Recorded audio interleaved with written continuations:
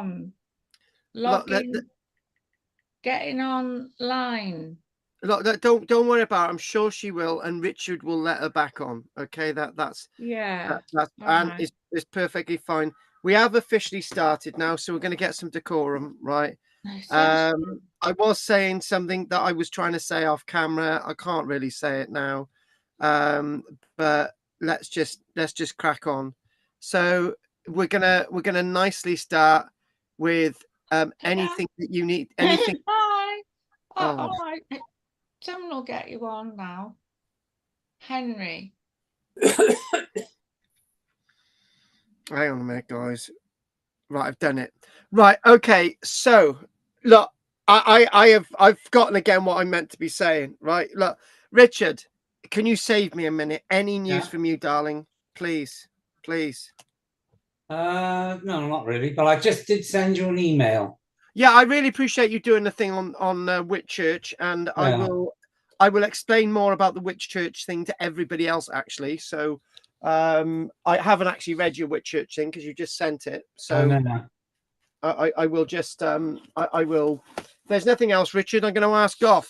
I've asked Goff via email this week. I've said, look, when I see the Odysseus film, I'm wondering if me and Goff can have a little bit of a chat about it, because I know he mentioned it last week. You've got the musical instrument, the aulos, used in it. You've got lots of stringed instruments. I'm actually going to go and see the film for all the instruments that they've managed to reconstruct from historical descriptions, from paintings, from pottery, and all sorts of things. And apparently, hopefully Goff will agree that the noise of the aulos in the film is extremely ghostly.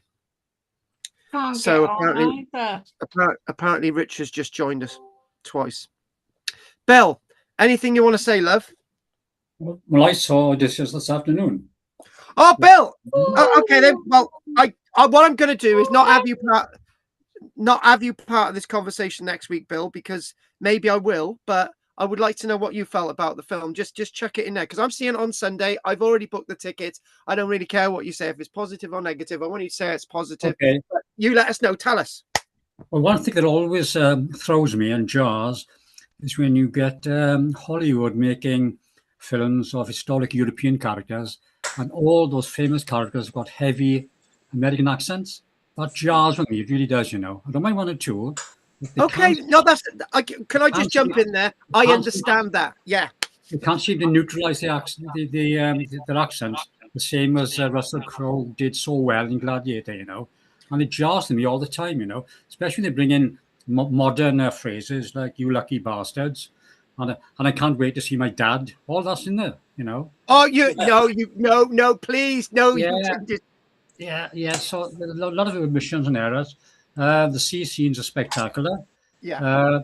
There's too much dialogue. Some of it is very corny, and the film is far too long. So I would give it 7 out of 10 at the most, you know. But it's certainly spectacular. But you do need to concentrate a lot on it. I'm not sure it's the best version I've seen over the years, but it's certainly the longest. So okay. That's my view, Carl. Right, they are planning, I do believe, to make I think they were going to make a Clash of the Titans in a similar genre, but I'm not sure I got that right or not. But yeah, but this is the thing. I'm going to say it. I was in a film really recently, and it was entered into a film festival, and I won the Best Actor award simply because there was no dialogue in it at all. And the one thing about films with little dialogue, it gets you to think and it gets you to focus on the story. And you're very right, Bill. When there's too much dialogue, you do get lost. Yeah, very, very episodic as well. Many flashbacks back and forth, you know. But maybe I should see it a second time. But my first impression was 7 out of 10. Okay, that's fair enough. Hope you enjoy it, Carl. No, I will. And as I say, if you want to come in on this conversation with me and Goff next week, hopefully he's going to say yes. Goff, thank you for that, Bill. Anything you want to say, Goff?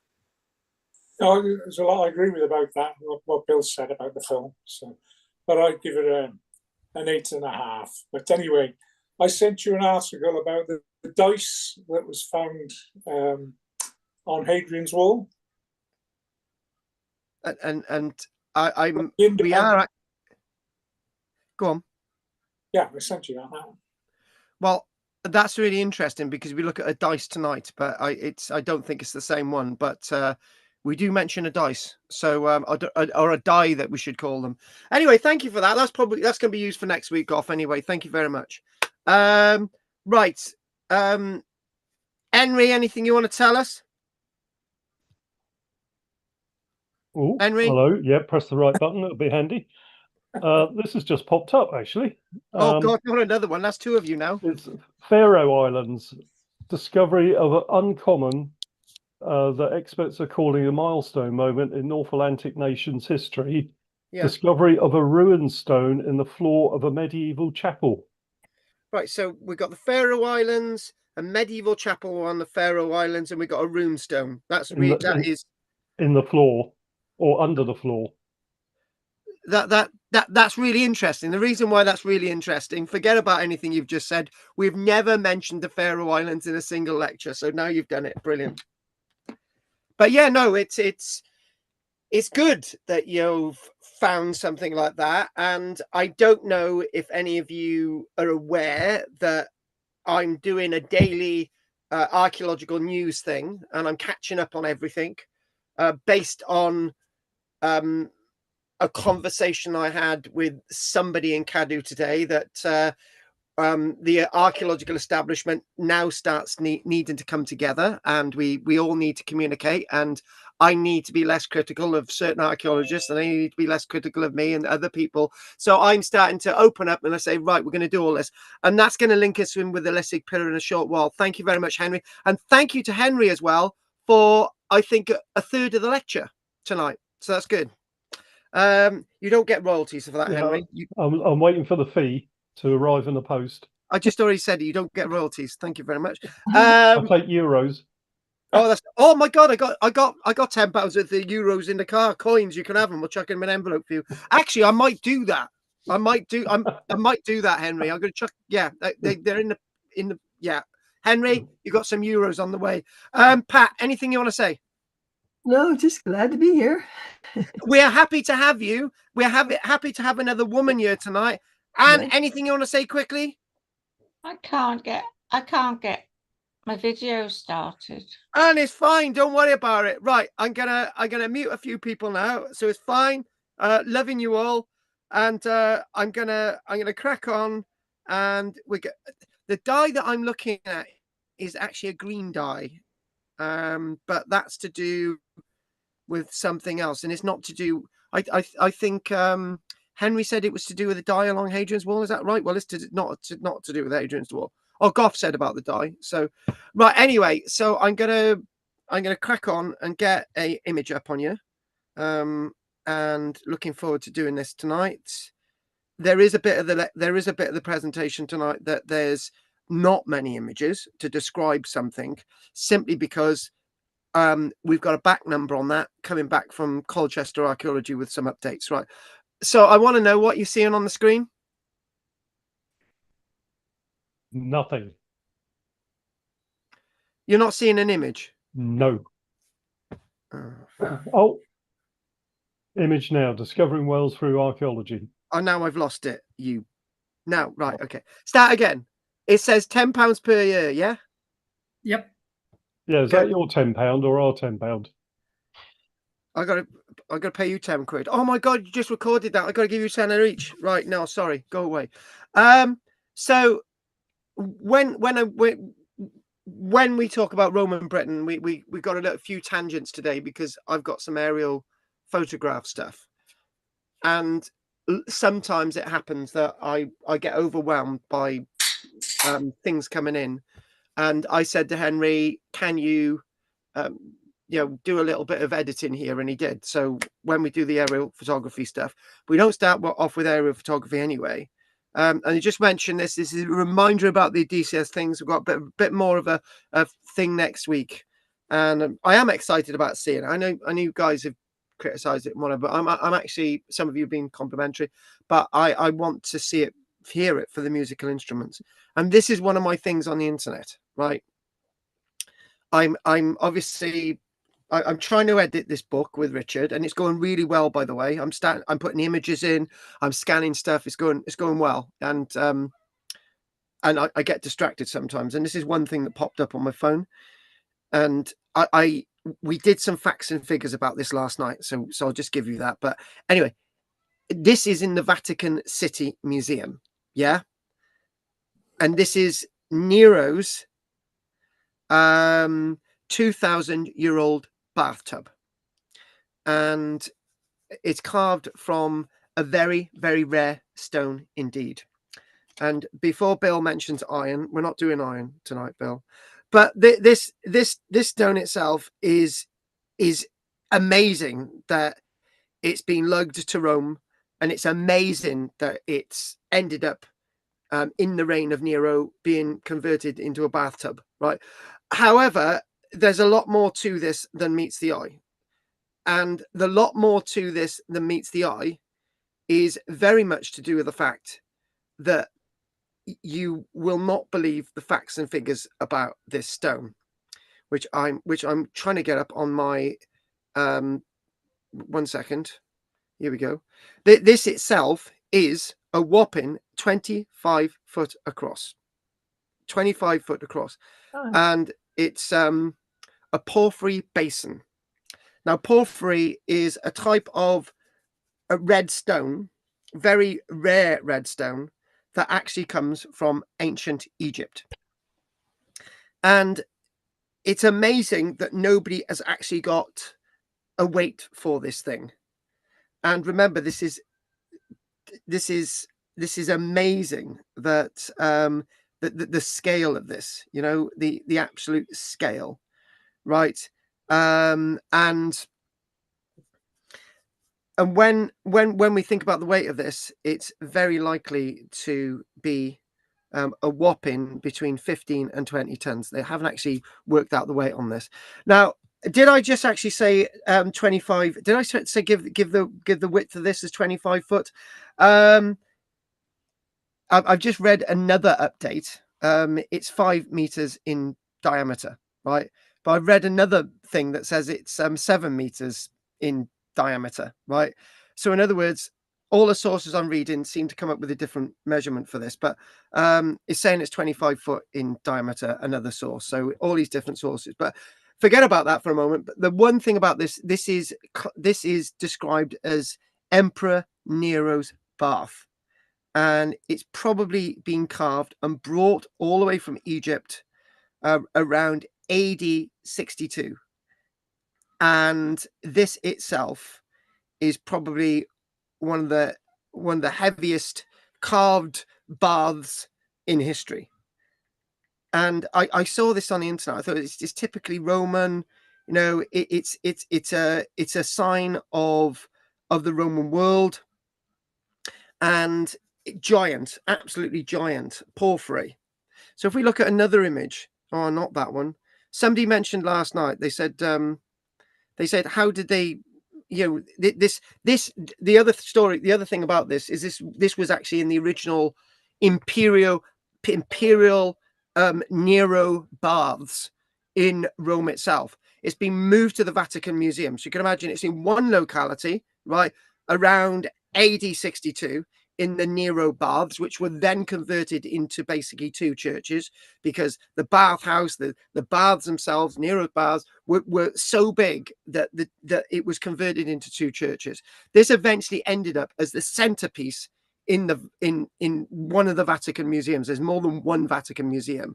Again, various descriptions of the diameter of this. I'm going to go for the original one that I used last night, which was 25 foot. Somebody's arguing it's only 5 meters, but whatever. The fact of the matter is, somebody also estimated, they did a calculation on this last night, and they reckoned this could be up to 40 tons. Nobody has actually ever given a weight on this, right? And somebody said last night, well, hang on a minute, how did they actually get this huge thing through that doorway? And then somebody else said last night, well, actually, it might be that there's a wider doorway which is out of shot. But the problem is that can't be the case, because those pillars have an equal load bear from the dome above. So how that got in there in the first place, I don't know. I've got loads of questions on this, and I'm not going to answer any of those questions tonight because I'm going to get on the aerial photography. But I'm really intrigued by this room. I'm really intrigued by the fact that those legs are the original legs for this sort of bath. And somebody described, another historian described, it's not actually a bath for Nero at all. It's a large washing basin, right, which takes it to another thing, right, and all these different things that, you know, you look at something like this and you just want to learn more. I'm looking at the mosaic floor and I'm thinking, is that an original mosaic floor? Because all the statues around look like their original statues. So I got so many questions about this, but the one answer is porphyry. It's like this wonderful red marble from ancient Egypt. It's come all the way through to Rome itself. So many questions. If anyone wants to come back at me next week with this, some of the questions and answers, that I would love to hear that. But what we're going to do, that was just a little bit of a teaser what we're doing tonight. I just want to go on to these aerial photographs. Now, as you guys are aware, right, the weather at this minute has been exceedingly hot. And with it being exceedingly hot, a little dab of rain is great, right? But there's two extremes to these aerial photographs, right? The one extreme is that it can be too hot, that you don't see any aerial marks at all, right? And what they're saying, the Royal Commission on Ancient Historical Monuments are saying that it's likely that you wouldn't be able to take these crop mark photographs now because it's just too dry. You certainly wouldn't be able to take crop mark photographs over where I am in West Wales, the land in West Wales. Wouldn't be able to do it because it's just too dry. There'd be no contrast. And we'll have a little look at this. And basically, I had I'm going to throw through all of these, and then we'll just go back again. So what they've got is the contrast in using black and white to define a landscape rather than using color. You can see stuff using color. So this is going to be taken probably about early part of May. This is going to be taken probably in June. I haven't got the timeline on these things, but the one thing is by using different color differentiation. Oh, I can't say the word. Differentiate, or can't say it. Anyway, using a different coloration, right? So you've got monochrome then, and you've got polychrome. And the one thing about this is that sometimes black and white gives out the detail, right? So we're still using black and white in archaeology to define contrast within the landscape. Words are starting to come out again. What we've got is these aerial photographs. This is obviously in Gwynedd. This is in the Vale of Glamorgan, and Spot the Roman Villa, which I'll show you. And we've got this in Carmarthenshire. This is really interesting. I love this. This is all the way up in North Wales. This is the Ganway trench systems. And look at that there. I think that must have been taken in July, really, really recently. By the way, apparently Dell is waiting to come on. Have you let him on? Have you let him on, Richard? Richard? Christ, is anyone there? Yeah, right, I'm here. Have you let Dell on? No, he hasn't come up on my screen, but... All right, I'll have to come back off again. Right, okay, I did. Right, okay, one sec, Richard. I'll just, I'll come back on now, and there we go. Right, let's go back to where I was. And let's have nobody mucking with my flow a minute. So here we go. Right, so back to this. So this must have been taken about July time. If you guys are not seeing a golf course, you need to let me know.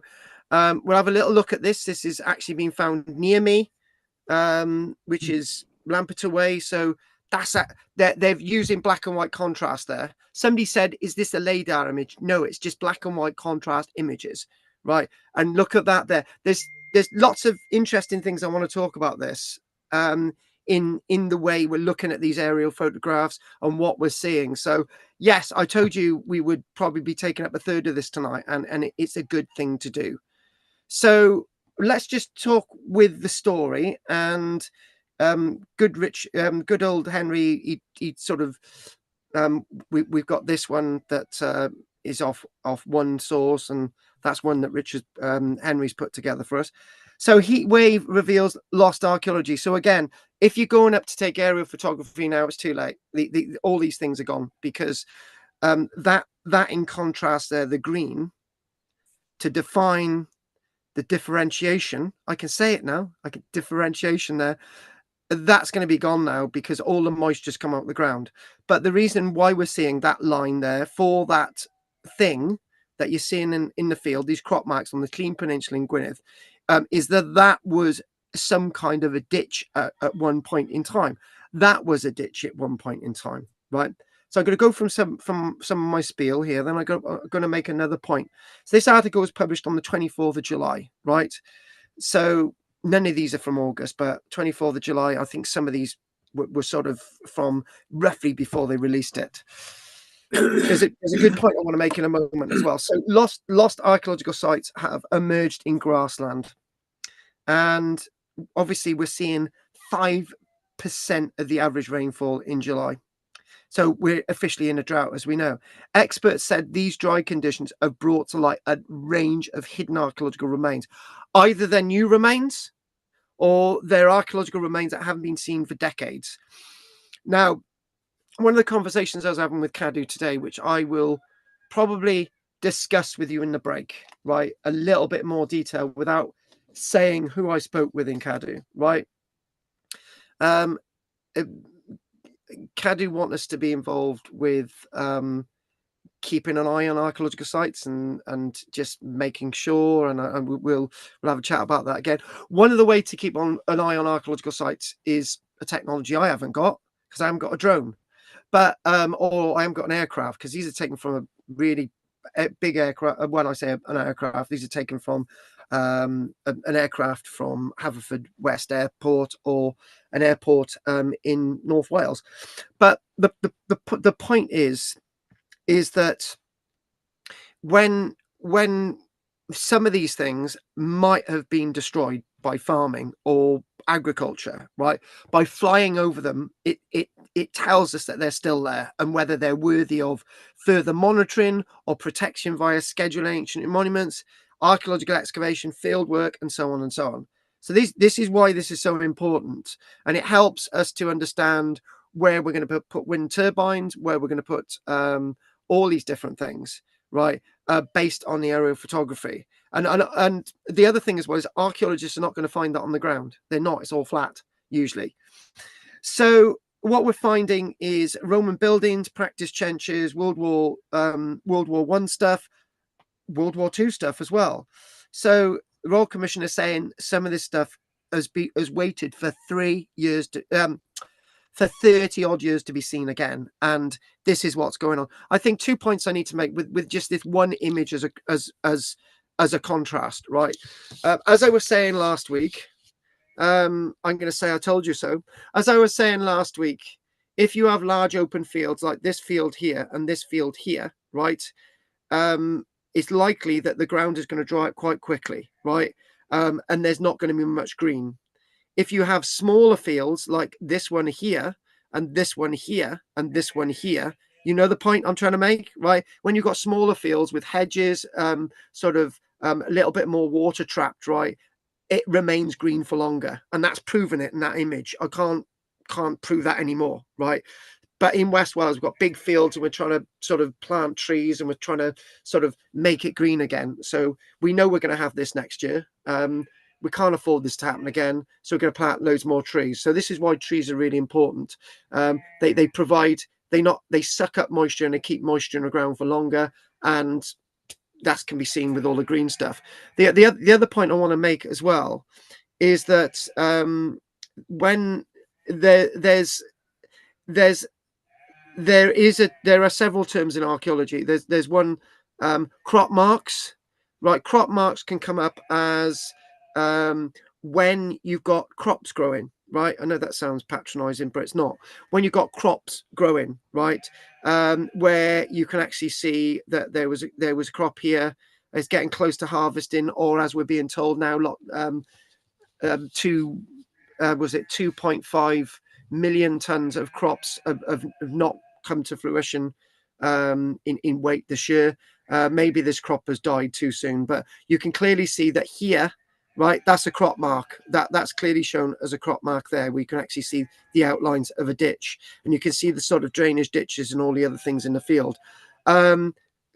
Parch marks or other types of marks are when a field's been ploughed and you get bits of red chalk, bits of clay showing, or bits of red earth or white. So you've got different differentiations between crop marks and so on. You also find snow marks where you're flying over a landscape, right, and the humps and bumps can be shown in contrast in regards to shadows, right? So anyway, moving on from this image from the Slien Peninsula in Gwynedd, and let's get a little bit more information, right? So this is what we're going to do, and here we go. So I've mentioned if we go to here again, this points out the next thing in the article, and we'll go back to the other image there. So the crop marks, we know vegetarian drawing on better nutrients in where former ditches were, as we're pouring around here, and in long trapped ditches associated with fortifications, green lanes and so on, where the crops grow taller, i.e. the parable of the good sower. But as we're told by Toby Driver, the archaeologist from the Royal Commission on Ancient Historical Monuments, who takes these aerial photographs, who's up there in the plain, he says Toby has been racing against heat to record and study the monuments, because he says, but they can disappear as quickly as they emerge once the weather conditions change. He said they would normally have to wait every 5 to 7 years for a record heat wave summer for aerial archaeology, but now they seem to come every in different areas, so they've got to plan all of that. So if I want to just discuss this a bit, this is Caerhun, the Roman fort in Conway. Now, just forget about that image a minute. We should have gone to the other one. So one thing that we clearly got is this is when the grass is really green. So this is going to be, I would say, Slien Peninsula. They've gone parched a little bit after us. So I'd say that this image is probably sometime probably towards the end of May, maybe. And as we start to get into June and July, it starts to get like this. Now, with using full polychrome cameras, what you do see, you can see some of the outlines of the fort, and obviously the church graveyard. You've got a building down here, all of these things, right? So what's happened is, as they've flown over it again, and they thought, right, what we're going to do, we're going to fly over it again, and we're going to take this black and white imagery, look at that there. And this, to me, is what makes Roman archaeology really, really interesting, right? And whenever Michelle sees a smile on my face, she's usually saying, are you looking at Roman archaeology? Right? And she's usually right. Yeah, and I was. And look at this here, what you've got these buildings. You've got sort of what over here I would indicate that this could either be some kind of villa complex or something like a bath house suite construct. This looks like a grain silo with the butts along the side there. That's what I would introduce that as. So maybe bath suite, some kind of villa, townhouse or whatever, but bath suite, whatever, potential, and maybe sort of grain storage here. But really interested about this fort. And when you're looking at this fort, it's various different stages. I can indicate barrack. You've got something like the HQ, or the Principia. You got the commandant's house. This here in the middle would be where you get a strong room, and very, very interesting. You've got a church there. You know, I've got to go to Caerhun some day when they're doing some grave digging and just see if they got any pottery there. But unfortunately, wouldn't be able to take that away because that would be a scheduled ancient monument offence. But you know, it'd be good to see that. So moving on to another image. Again, we've gone from Conway over to the Slien Peninsula. Now, something like this is really, really interesting, where you've got the crop marks of a Bronze Age barrow cemetery. Now, Goff would be very aware of my talking about barrows in regards to his landscape at St. Athan. And over the years at St. Athan, they building new houses. And what they've been excavating is various barrow cemeteries, all the way from places like Monknash. At Landau, what they did at Landau and places like St. Athens, when they're building the airfield, they flattened the landscapes, right? And what that did was, when, if there's any sort of depressions in the landscape, the camber of the mound itself would have been cleared into the ditch around the outside, which would have meant that there would be more soil in the ditch around the outside, meaning that when anything grew there, guess what? It grows taller, and guess what? It's identifiable, like this on the Clean Peninsula. I'm not saying that there was an airfield on the Clean Peninsula, this locality, but as in contrast with the Vale of Glamorgan, that's exactly what we're saying. Usually a Bronze Age cemetery contained dozens, if not hundreds of barrows. And we see that in the Vale of Glamorgan. We're now starting to see that on the Clean Peninsula. The one thing about places like the Clean Peninsula is very rocky. It's not got the best ground. Anglesey does, but most of North Wales, that part of North West Wales, is not best for its agriculture, right? But here we do have a bit of agriculture, and we do have these wonderful barrows in this wonderful barrow cemetery. Now, crop marks, prehistoric enclosure in the Vale of Glamorgan, and faint footings as a suspected Roman villa. We're not going to do a scratch and sniff tonight, but what we are going to do, we're going to zoom in and we're going to say Roman villa there, right? That we don't need any more than that. Or is it just something else? Now, this is the danger, right? This is the big danger. A few months, well, I think it was last year. I've not had a bit of a spat with the Royal Commission on Ancient Historical Monuments. I've got a good working relationship, surprisingly, with the Royal Commission. And when I did a little bit of work with Barbara in the Vale of Glamorgan at a place known as oh God, it's gone out of my head. Something Mount in Sully. Richard would probably be able to correct me on that. There's a place called something Mountain Curly. I can't remember the name of it. Anyway, just overlooking the likes of St. Mary's Well Bay, over the likes of Sully Island. The Hopkins Mount, that's what it's called, Hopkins Mount. I found something that looked very much like that, and it was a clear in definition. I sent it to the Royal Commission. He said it's not. It's just you're seeing things, right? But I did actually have it published anyway, right? But if the Royal Commission is saying that's a villa, then maybe they should go back and look at my villa at Hopkins Mount. There's my little bit of a spat there. And this is the thing, is it a villa or is it something from another period, right? And this is the danger with aerial photography, right? You know, that and that and that and that and that, these might indicate burials, right? Or they might not, right?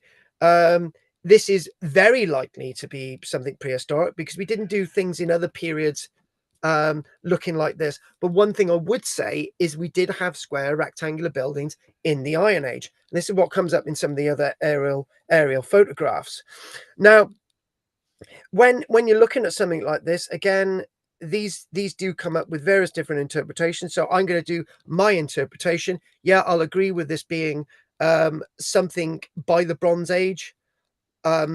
This was all linked up. And when we're talking about a causewayed enclosure, and I'm seeing that this is another causewayed enclosure site in the Vale of Glamorgan, which would be very rare. Because if you can see, that's fainter there, and that's darker there. This would indicate a ditch, and this here.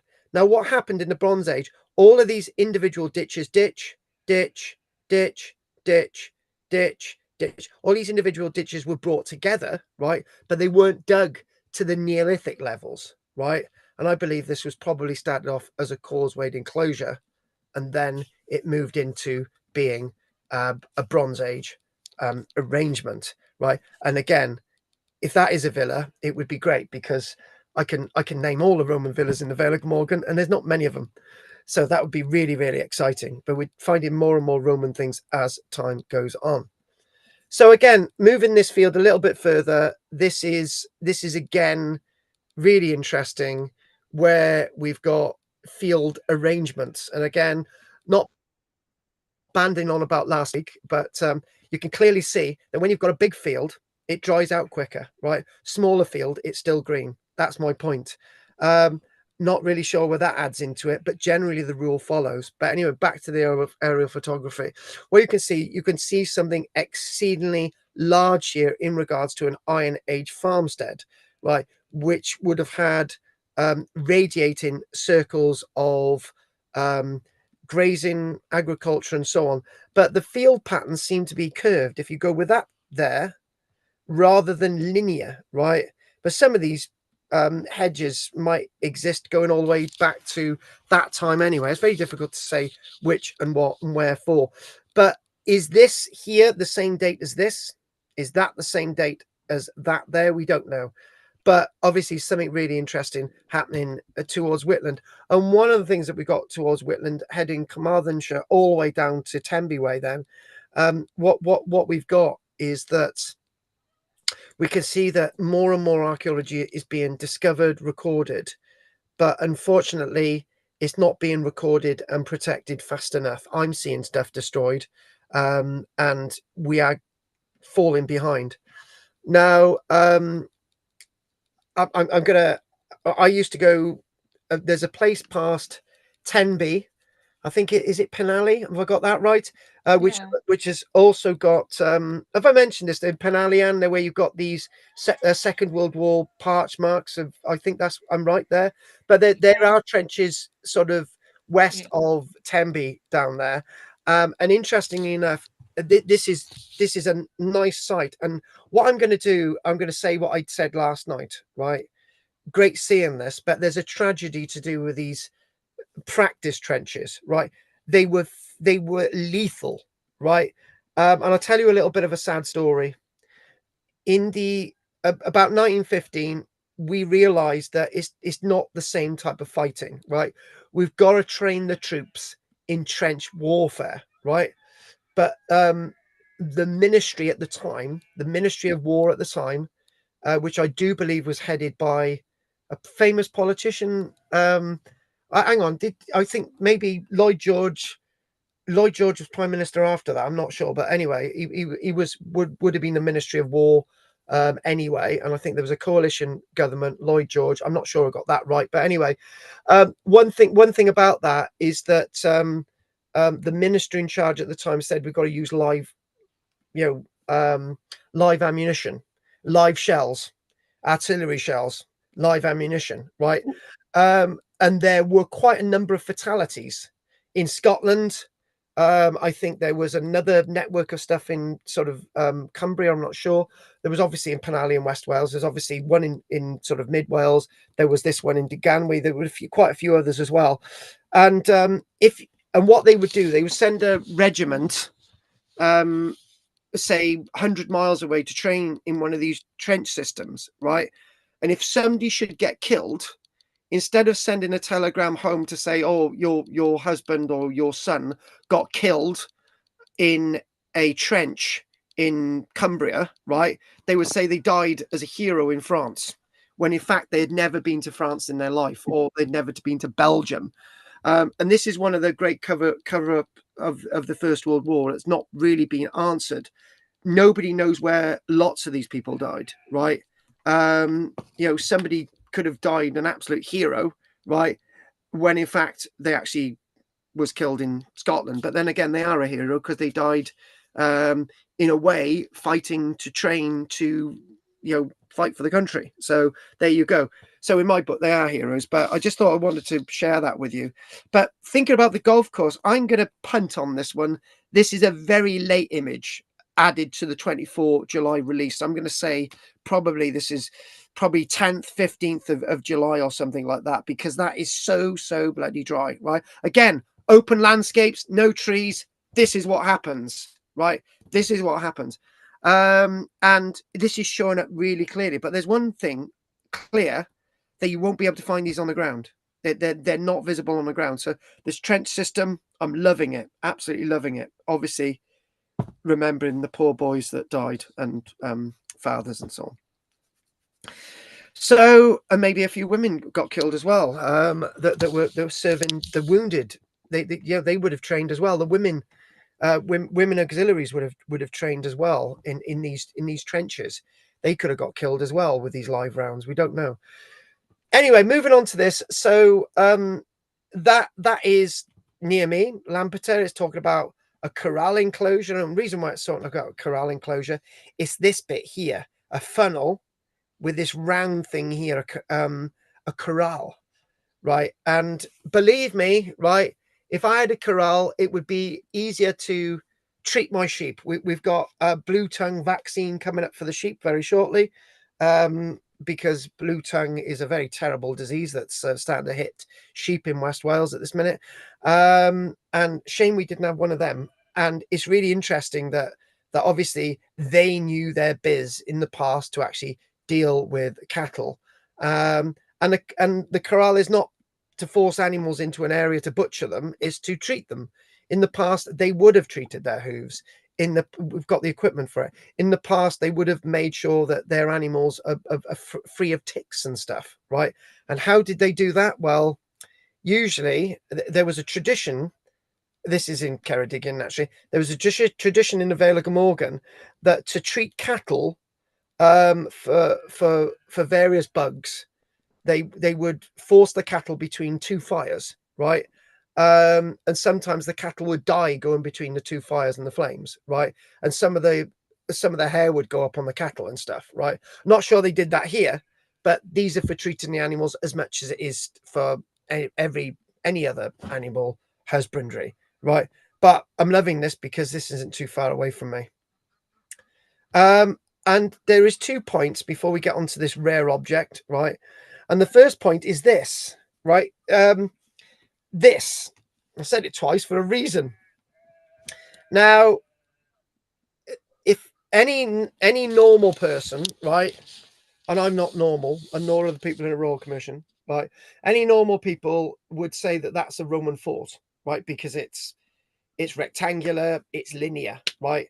But if you look at the description, it says Iron Age farmstead, right? And it's highly unlikely to be a fort where that is, right? Where that is near the coast. So, you know, that wouldn't take me long to tell you where that is, and I'm not going to. But anyway, the point is with that, right?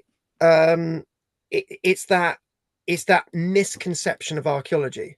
We're told one thing and actually it's something else, right? And as we know from the Iron Age stuff that we've been doing, the Iron Age people did build square structures. They did build rectangular structures. Bill's been with me to the likes of Orkney. Prehistoric people did build square structures and rectangular structures, right? So they're not always building circular things in the past, right? And that's a really good point to actually make on that. So don't always be taken away. Just because it looks square and rectangular doesn't mean to say it's Roman. Now, it's saying a previously unrecorded Iron Age Roman British Romanized site. Let's go with that. Double ditch farmstead revealed again, Clandestine Ceredigion. This is where it's starting to get dry. I would probably said that this was taken probably late June, because we still had some green on our grass here until it was destroyed by the sun.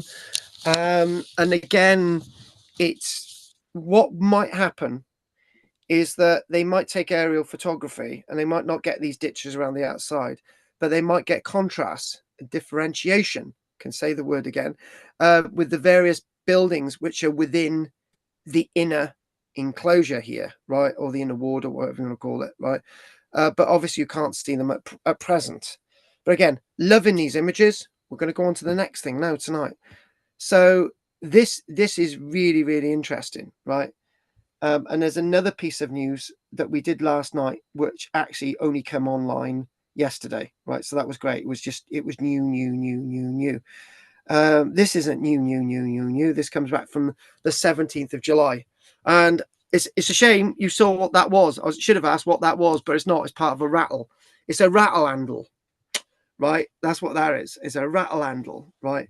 And this comes from Buckinghamshire, discovered in the Chilterns. And what they did, they did some archaeological work. The British Museum were actually involved as well. Lots of really interesting finds. And also what I'm going to quickly do is I'm just going to ask Henry, does your dice on Hadrian's Wall look like that, Henry? Just let me know. So It wasn't this my is dice, it was Goff's, I think you'll find. oh, Goff's dice. Oh God, sorry. Goff will tell me, but we'll do that next week. But if it looks similar, just let me know. Anyway, so let's get back to this. So here we go. So this is actually a rattle, an ornate bronze rattle. I kid you not. They found lots of bronze objects there. A bone die, which we've just seen. Other bronze pieces and a glass gaming counter. 2 enamel mounts, probably from associated with a horse, the mounts on a horse or something like that. But these objects themselves are actually apparently going to be on display soon. And the description of this is really interesting. The Roman object, Roman era object, and but then again, it says a Roman rattle. Equally, it could have been somebody local who made this, but who knows? So the rattle seems to have all of its pieces, including some of the peas. Those are peas. Obviously, they've been impregnated with copper, so they've survived. And obviously, extremely fragile object. Rattles were used in Roman ceremonial ceremonies, but rarely found in Britain. Or you never know. I don't see why a child couldn't have used this. Surely to God. Somebody said, "Oh, it's a big thing for a child to use," but then again, when you think about it, the length it's probably going to be from top to tail about 25 centimeters. It's not a really big rattle, is it? So the interesting thing, to conserve all of these, it got the local interest of somebody, and they basically said, well, I'll pay for all these objects to be conserved so we can put them on display. So Peter Brazier of the Buckinghamshire council had basically said, wow, this is rare and exciting I finds. know Peter Glazier. Do you know Peter Brazier? Oh, Brazier or Yeah. Glazier. No, Brazier. Oh, sorry. And shh. I thought it was him. Shh. So this is that they say there's a rare, exciting find, and obviously Oxford Archaeology have been involved in this, and it's all going to go on display. So thinking, well, brilliant. So just a little sort of recap: we've got the rattle, we got the peas, we've got the enamel mounts, we've got the bone die, other items, and some glass gaming counters, right? And look at that there. Just think that object was used by people in games, a little bit of fun, and just think they may have actually had little wargaming figures, and we know people had little model figures and stuff. They may have done what I used to do when I was a child, but you don't know, do you? So that's the past. And what we've got now, I had to include this. This is for all the boys, right?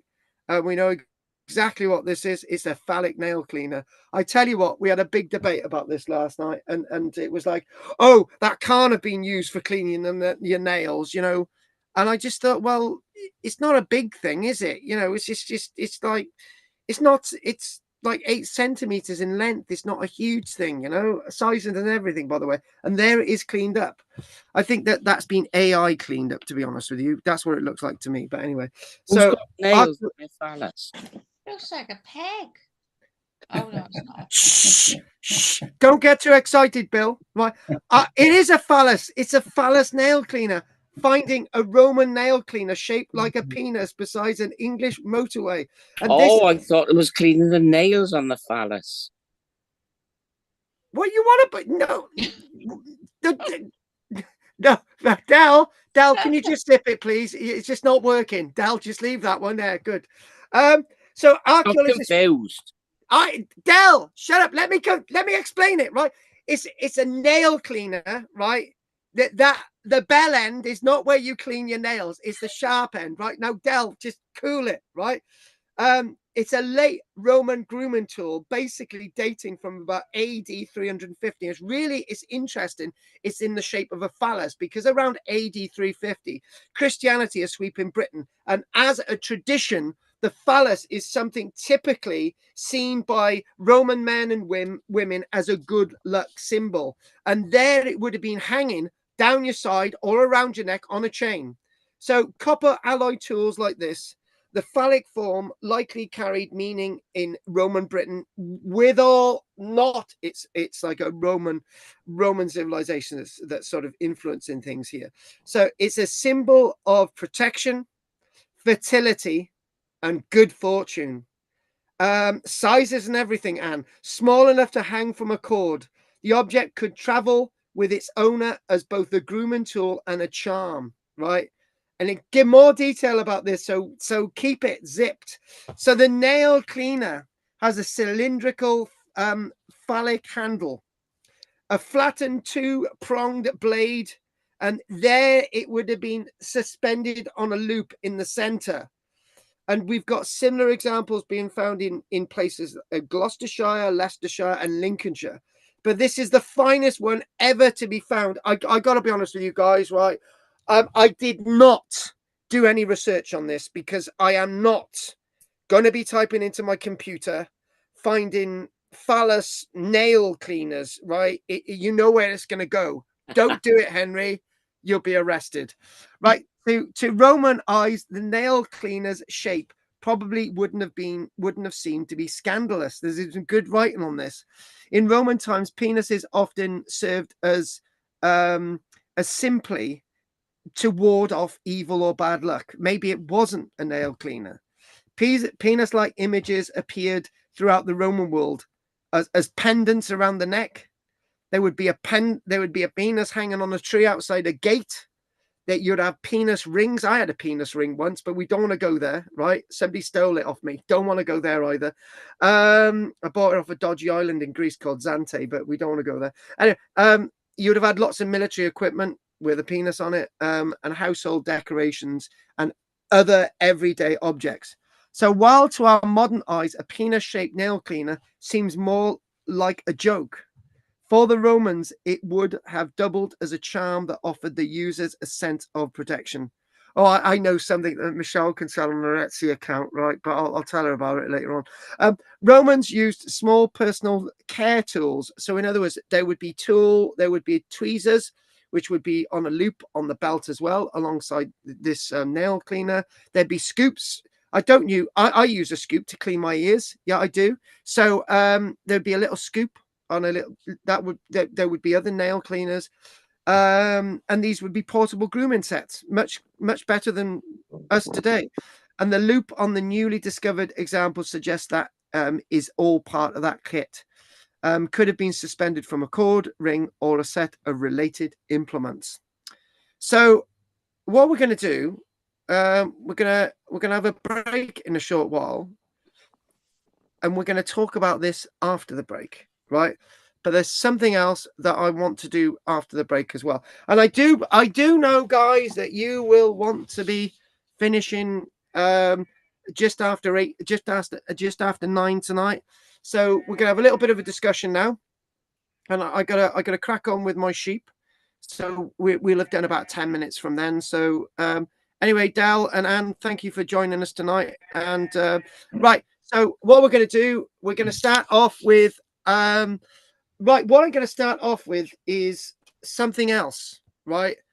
And the something else is quite important. I had a conversation with somebody in Cadu today, and it was to sort of iron out differences, which we've managed to do.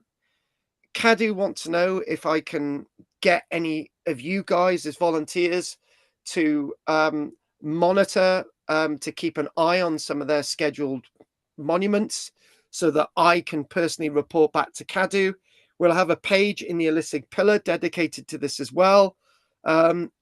Examples that I've come across recently, Penma Castle, where the castle's collapsing. Nobody knew about that. So we're going to start reporting those types of things. And obviously sites that you think that haven't been recorded, and on any archives. Like Dell was talking about recording milestones and boundary markers. Dell, they want that information. You can Okay, fine. we want grid references. We want decent photographs. This is key. We want a back, a front. We want back all four sides. If it's circular, you know what I mean. Four Yeah, angles. yeah. Really, they want clear images. Otherwise, I can't use them. And they want a grid reference, and a little bit of a plan on a map where they are. So that's what I want to drag you guys in. If you want to do anything like that, and I'm going to send out Richard to Barry Castle every now and again to monitor that for me. Right. So I wanted to put that in there. So we're doing something really positive now. And after the break, I want to show you something that Roger's going to be that he's starting to work on in Cardiff. Richard's done a little bit of research. I'll show you a page of the new look holistic pillar. You will be very impressed after the break. But before we do any more, and before I go out and feed the animals and grab Michelle for a cup of tea, right? Bill, is there anything you want to say, Bill? Yeah, on your last comment, Carl, I can do a few things about taking photographs and monitoring ancient scheduled monuments on my home patch, like on Markham Mountain, the Bodwick Stone, the Twmpath Dewliff, Bronze Burial Mound, Bronze Age Burial Mound. Yeah, you can do things like that. Right, coming back to your last item. Oh, Bill, can I just jump into what you said? They've just reiterated that obviously if it's, we need 4 images. If it's like a stone or many more different angles of a building, just if it's a square building, for the 4 angles or whatever, really quite clear, and obviously grid reference and that type of thing. If there's anything you found, Bill, that hasn't been recorded, we'll chuck the information to me. We'll get that done. And it's all being positive, and there's a lot more going on that I can't discuss at this minute. Bill, over to you. Right, the last Roman item, that nail cleaner. To me, that looks not like a nail cleaner. How would that work? And what's that long groove down the middle for? Because to clean nails, you need a sharp edge. Obviously, those edges might have obviously been sharp over the centuries, just worn away, etc. But it doesn't seem like a nail cleaner to me. It might be called a nail cleaner. So I'm puzzled as to exactly what it does, what the groove was for in particular. Can I just say, you guys are going to laugh about this, but I'm going to say some of the comments that were made last night, right? Somebody said oh, it's more likely to have been used to clean your nose, and I was thinking, what? To clean the ears, and I just thought, right, okay, pull the hairs out. But this is pull the hairs out. I had that off people last night. The other thing as well is it's made of bronze. It's not going to remain sharp. It's going to get blunt quite easy. So that's that thing. Everyone said the same as you, Bill, last night, but I couldn't see it. They said, oh, they're too wide to get under the nails and clean it. And I'm just thinking maybe they're right. It's obviously the phallus is quite distinctive because that's for good luck. We know that. We don't need, but obviously the other 2 tapered ends with a groove down it. Yeah, you're right, Bill. I'm glad you've questioned that. Could it be toenails instead? Because they tended to wear sandals and stuff, didn't they? And they had to keep their feet clean. And toenails are larger than fingernails. And that is what I was thinking, Del. I was thinking that. Not fingernails, toenails. Del, you nailed it. And also, when you've got I'm not going to get my toes, but basically, right, I'm not going to show you my feet, but the big pinky here, right? Yes. You don't want anything sharp down it, right? You want something like that, right? Yeah, you are right, Del. We're going to leave that one there, Del, but that's a good one. Anything else, Bill? No? Bill? Nothing else? Right, okay. Anne, anything you want to say? Anne? No? You haven't got us on. You haven't got us turned on. Hello? I have! No. Oh my God. Richard, anything you want to say, love? No, I really interested in the crop marks and everything. Very interesting. Oh, yes! Yes! Henry, We had it twice then. Basically, it was 50-50, and then we had the full very interesting. So that was good. I really appreciate I just do Very these classes for interesting. That's Richard. stupid. Right. Henry, anything you want to say, love? I won't say the last comment. I've sent you a WhatsApp on how your basin got into the building. Oh, so do that next week. I'm loving it. Sorry, go on. And I've sent you a link for another aerial site, which has just come online, literally 4 minutes before you started talking, of prehistoric aerial photographs. Is it just one image, or is there a number of images? There's several images. Oh, I just okay. We'll do that next week. Multiple henges in one photograph. Oh no, we can't do that tonight. I need to look at it right now. Next week. Yeah, sorry. If Okay. it was a balloon. What? Goff, anything you want to say, love? No. I would ask. Can I ask Richard to stay on at the break because I want to ask him a few questions? Yeah, that's fine. Well, Richard, stay on in the break, right? So Pat, anything you want to say? No, I'm quite happy. Quite happy. Owen, anything you want to say? Because I got to feed the sheep. Yeah, I want to go back quickly to the corral type buildings. Yeah, go for it in the field. Things, and yeah. I'm not sure if Bill would agree with me or not because he knows Marga Mountain, but there's at least 2 or 3 what they call banjo enclosures, and today you've sort of opened something different for me to what they were. Yes. So maybe for agriculture, farming, sheep, cows, exactly, pigs. Exactly.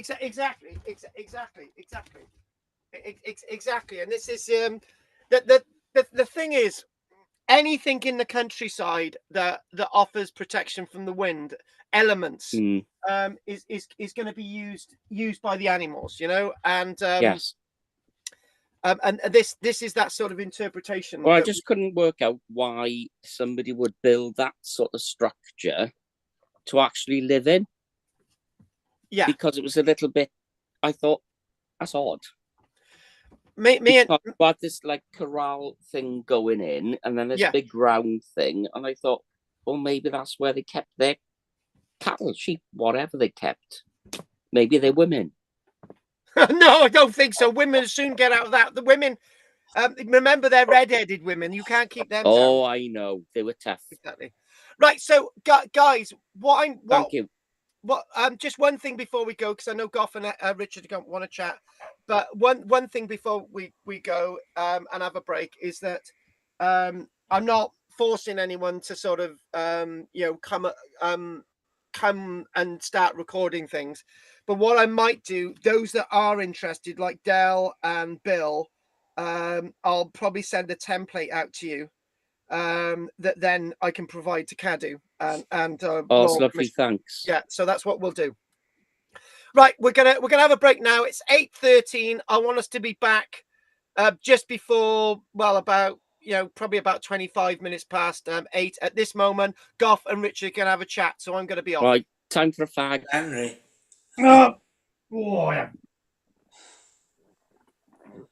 Richard. Yeah. You can help me. Do you remember the United Reformed Church in Holton Road that closed down about 3 years ago? Chapel. Yeah, I think the opposite the town hall. Yeah.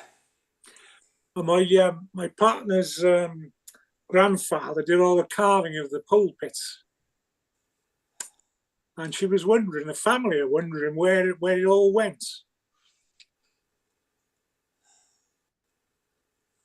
So do you know? Yeah. I have no idea what was. Well, there was the pulpit, the pews. There was a big chair. Oh, he carved them all. It was her grandfather. Yeah. Was that the one they flattened? There were so many, because there's the Welsh chapel that's still there. I think that's being turned into. That's the one. That was the Welsh one. It was totally Welsh. Oh, it is. Yeah, it closed 3 years ago. Yeah, I've no idea what happened to it because the people that were, the people who had Dan Evans. Yeah. Well, the family, they were sort of big. Yeah. Well, they went there every Sunday. You'd always see them. The Geraint Evans. He was the managing director, and whether they had anything out of it. Yeah, interesting. Well, it's the family wondering because it's fantastic. Because I went to the last tours with her, and it was amazing, Yeah. But also the family, Phillips, she was wondering if you remembered the milkman. The Phillips used to deliver all the milk in Barry. And her uncle was called Kojak. Everyone called him Kojak. Yeah. You remember him? No, can't remember Phillips. Yeah. He used to be.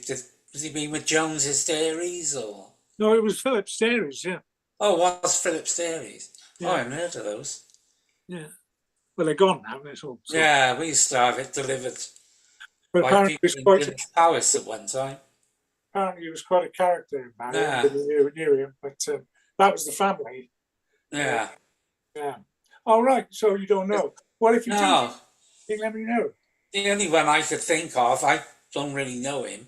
I think he's on Facebook, which is Geraint Evans, who was the last managing director of Dan Evans. Okay. And he lives on Porther Castle, which is, in Barry. Yeah, yeah. He's got a big house there. He's not, I suppose, what would he be? Late 60s or something? Yeah. Yeah, interesting. Okay. Yeah, because I know, he is. Because I said if anyone knows there was a piece on, I think it was on YouTube. Okay. And it was one of the Evans. I can't think if he actually played the organ there or something. Yeah.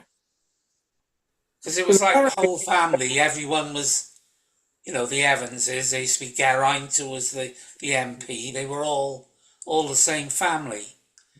But you used to get every Sunday around Christmas, you see them all going into the chapel, Yeah.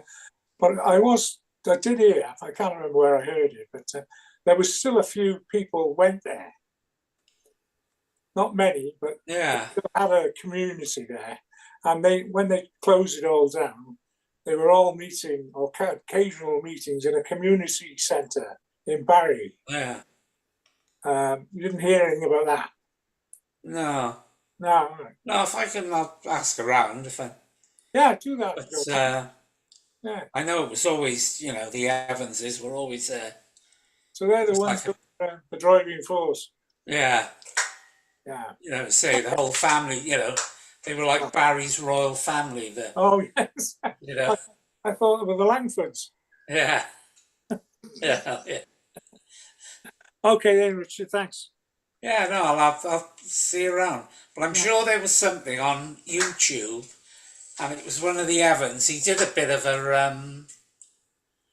literally like a bit of a documentary. Oh, right. On the chapel just before it was closing. Oh, tell her that. Yeah. Find it. If it's there. Yeah, because he was really into history, the one. Okay. And he passed away quite recently, I think, the one. Yeah. But he used to be a guide around St. Fagans as well. All right.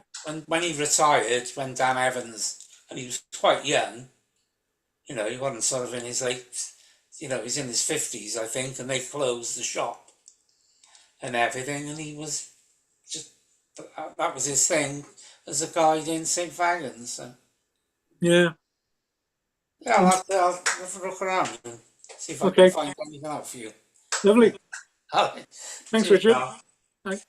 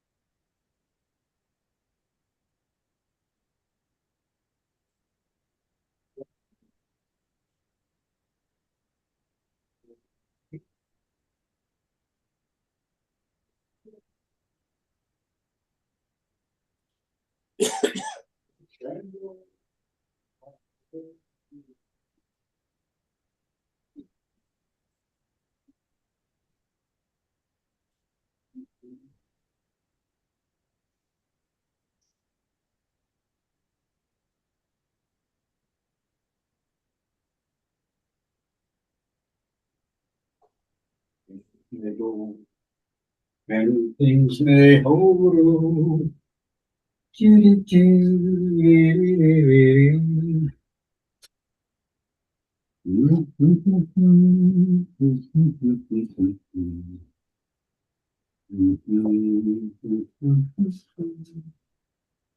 Across the wide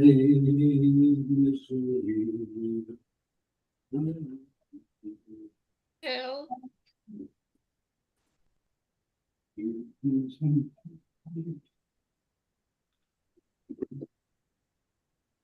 I wonder if Bill would like to come to Bill. He's not listening. I wonder if you'd like to come to Hugh's talks in Pencoed. Would you, Bill? Yeah. Wait. Well, what's the situation now with there's a lot of little groups and things that we're kind of, it's like satellites we're connected to, you know, the Pencoed History Group. Now I've started going there. Yeah. And I also been starting to do, you know, I've done a few trips over to the chapel. And, you know, I haven't been cleaning up or anything, just going to visit them What chapel? the St. Barracks. Oh, in yeah. Barry. Okay. Yeah. And, you know, that's something that's sort of ongoing. And we want more people to go and see it, really. I've been to see it. Hmm? I've been. Yeah, I know you have. Mm. But I'm, yeah, but what, yeah, okay. So you're not really involved in Barry Museum as then? Not really. You're just No. interested, are you? Oh, yes. I was interested in everything. Yes. Not Yeah. Barry. No, I got my own bits up here to do to look after. Yeah. Yeah. Yeah. Maybe I do your bit. The problem is Bill won't go to Barry because his car will get nicked. That's true. Yeah, I get extra insurance out every time I go to Barry. They asked me actually. If Owen, you ever wanted to go just to be part of the group, you could. Can you get a bus to Brackler? I can get a bus to Bridgend bus station. Oh, right. You can only get a bus station. You can't Yeah, go it's the to X2. Pencoed. You'd have to It's change Cardiff bus. buses. Would you have to change buses to go to Pencoed? Excuse me, I'm eating. Yeah. Yes, I would, but I do have a bus pass. Yeah. I know. It would be interesting. Yeah, they're more interested in local history, you see. And I thought you were interested in local history, but of course you were. Yeah. But you are, but you also like lots of other stuff now, don't you? No, I'm back into the history now. Local. Yeah. Yeah. Oh, right. Well, like I say, I can always yeah. Well, I can walk up to Brackler from Bridgend. Oh no, I mean I could come and pick you up, but I just don't want to make it harder on myself, you know, to get No, to I know. Neither do I. No. I'll have a look at the bus routes because it doesn't cost me anything because I've got a bus pass. Yeah. It's only once a month, you see. Mm. It's not a big commitment. Oh. It's once a month, and I might be able to get Jane to drop me off. Yeah. And you know, as far as if we're still speaking. They're interested in sights and things, you know. Mm. And, Del, do you want to drag her the old what? Trips. I just had one. I was just going to say trips. Right, let's crack on, guys. So the next we're going to be looking at the Roman site of Sheepan, and I've written to the Colchester Archaeological Trust to get me some more information over, because we just did not have many images at all last night to do with Sheepan, which is a bit of a shame. But so anyway, let's crack on. So it's on Friday this week. Right, yeah, right. Let's crack on. Okay, so here we go, and let's. What are we looking at, guys? Blank screen. Right. Okay. What are you looking at? Are you looking at a mosaic? Yeah. A mosaic. Mosaic, man wiping it. Oh, there's nothing wrong with a bit of wiping it. That's the way. So we're gonna, before we go on to Sheepan, and there's something else I want to show you. I've got another little article, and the one thing that we don't do enough of in these presentations is Roman mosaics, and I should do more of them. Mm-hmm. But obviously, we will be getting to the phase that we will be Roman mosaicked out. I remember Pat coming on a trip with me. I've had enough of hill forts to last me a lifetime. So this is in regards to the dream find of a mosaic from a Devonshire field. And the one thing about Devon is that it's getting closer to Cornwall. And in Devon, there's not as many villas as there is, for example, in Dorset or other places. This mosaic itself was actually found 16 years ago. And there was little bits of tessellation. There was little bits of mosaic coming towards the surface. But they've only actually, Exeter University have only actually started excavating this mosaic now. Right, so this is being excavated at the present. It's actually, the report is actually from the 17th of July 2026. So volunteers and university students, the farmer is really happy for them to be working in the field. And just a quick couple of things I'd like to mention is that you've got a nice floral design in the middle there. It's very likely, if I'm getting an idea of date for this, which isn't in my notes, I would probably hasten to say this is roughly about 310, 320, somewhere like that. So nice bit of a date. And with this, you've got a nice bit of a border, really thick border with these larger tessellated pieces. Probably most of this is going to be these pieces are probably going to be limestone. You're not really getting the contrast there. You might actually have some granite to create these pieces. The red ones are usually going to be tile, and the larger pieces might actually be a local oolitic limestone or something like that. So they're using lots of materials, lots of them local, to create this. But this is a nice floral design rather than a figure. So it's very different seeing something like this. Now, one thing I'm a little bit bothered with when I was looking at this, they're going to be lifting up the mosaic and they're going to be putting it on display in the Tiverton Museum. And I'm just thinking, I thought we'd gone beyond that. I thought we could possibly keep this in situ. And I feel that moving mosaics to museums is not really my thing anymore. Because anyway, I'm not the archaeologist working here, so I'll shut my mouth.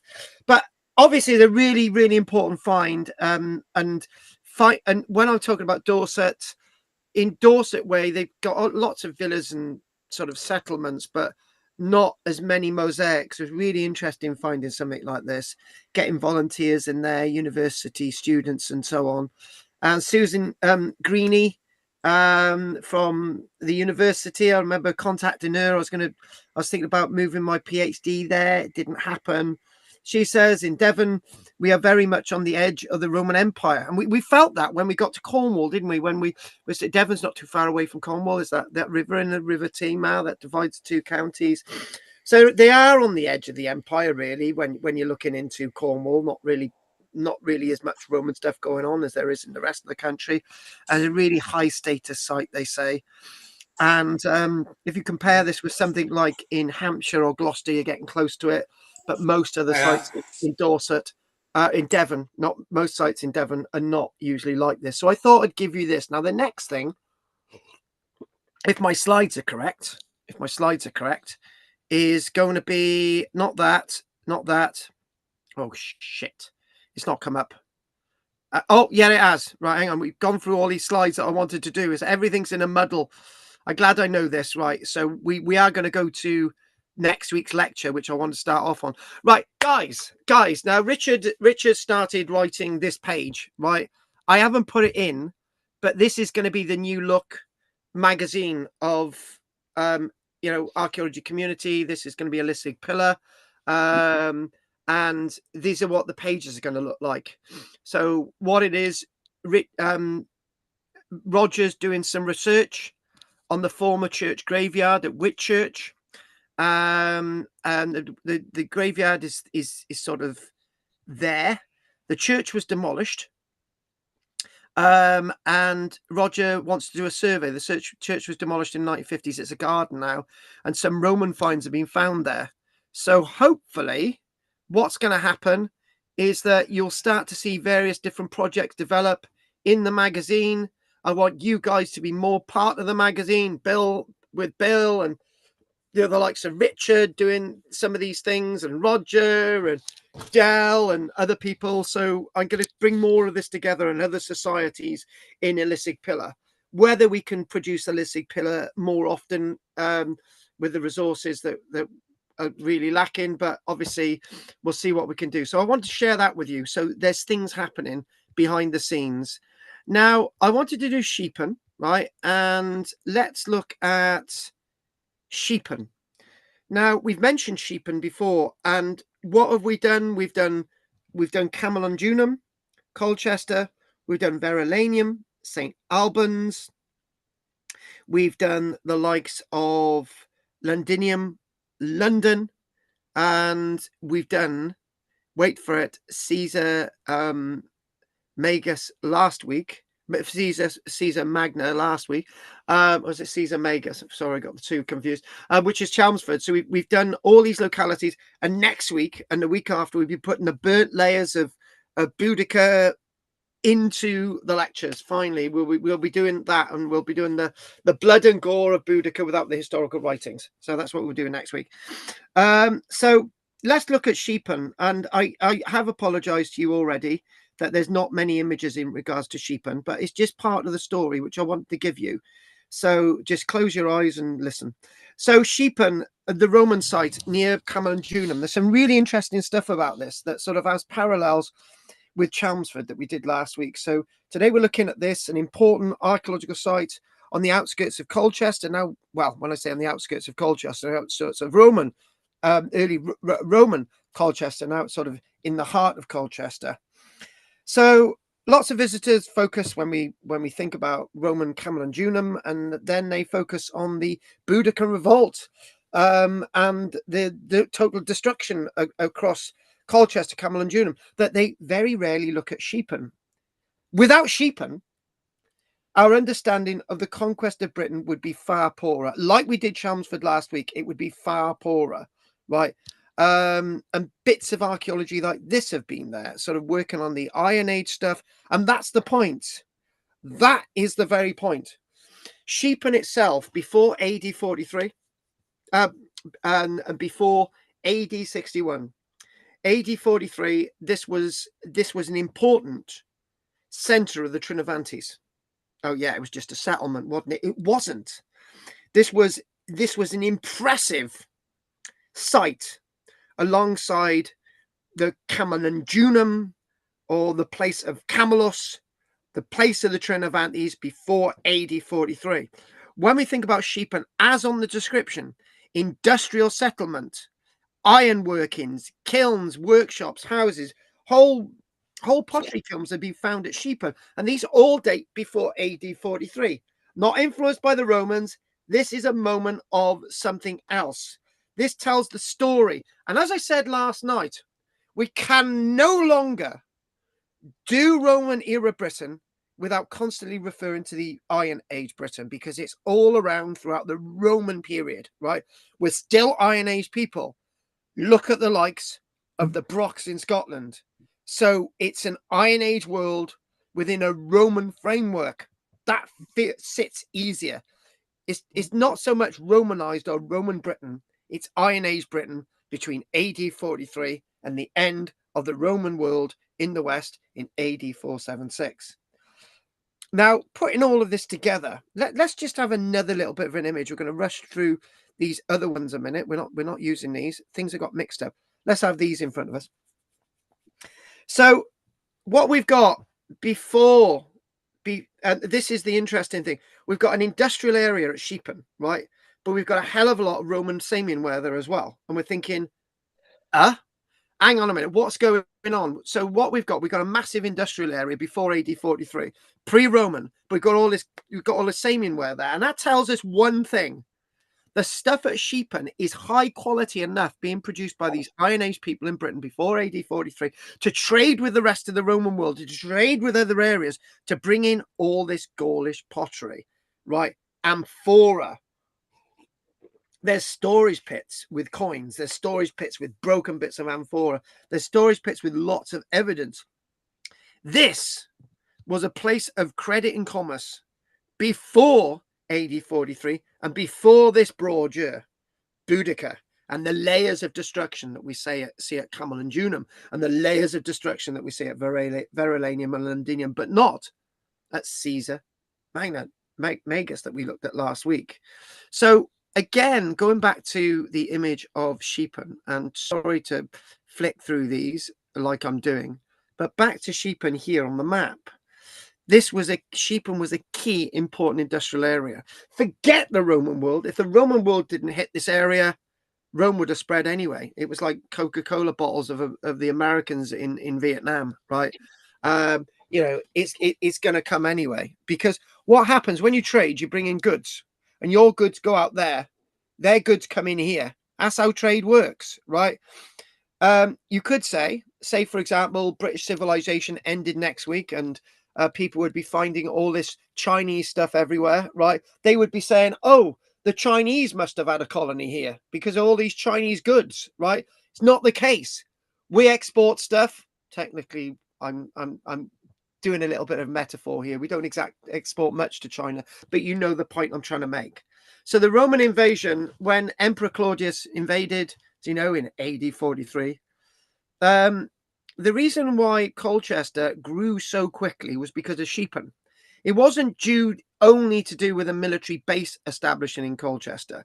And that there's also something else that I should challenge. I should challenge the following statement, right? Historians tell us that the Roman military got to Colchester and they kicked out all the civilians, right? And they made them homeless, right? When in fact the civilians were the ones who were living in Colchester when it was set alight in AD 61 alongside lots of Roman soldiers, right? So how much of that statement that the Romans moved into Colchester, Camelos, and actually got rid of everybody? There's no evidence in it except for the historians. So we've got to challenge that. I haven't challenged it before. I need to challenge it, right? So what you've got Sheepan, you've got the original area of Camelos, sort of spreading, sort of this sort of line here, this sort of spreads the area of the original Camelos before AD 43.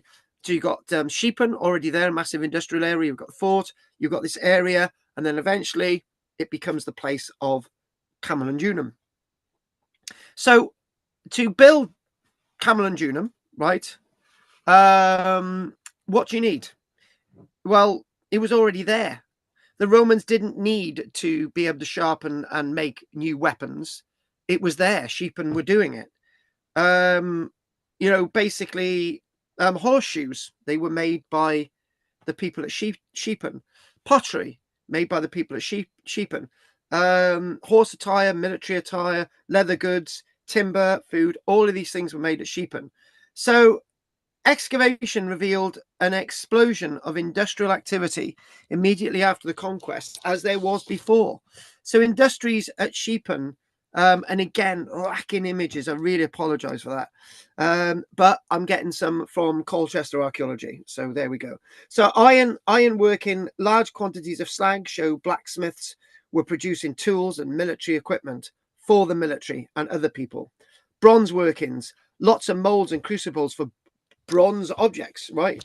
The bronze manufacture just didn't finish with the end of the Iron Age. It continued, as we know. We've said that before. Fine objects being produced here, fine pottery being produced. Now we go off on a little bit of a tangent. And why do we go off on a tangent? Let's go to that, back to that Roman Samian ware, right? Now 2 points with this image, right? We in Britain, we didn't produce pottery like this, but there were times that we managed to get close to doing it, right? Later on about AD 100, we managed to make a similar thing to Roman Samian ware. It was thicker, not as well made, but we've got examples of it. There's another locality in Britain. But there's one thing that I would say, right? Sheepan tells us that we are obviously exporting our own pottery, right? Which is good enough for the Roman world to sort of exchange Samian ware. And there's one massive point I want to make, right? Sheepan as an industrial area before the Roman military took over tracts of Britain after AD 43, right? There was in Dorset, for example, right? There was an already up and coming industry called black burnished ware, which eventually became black burnished ware.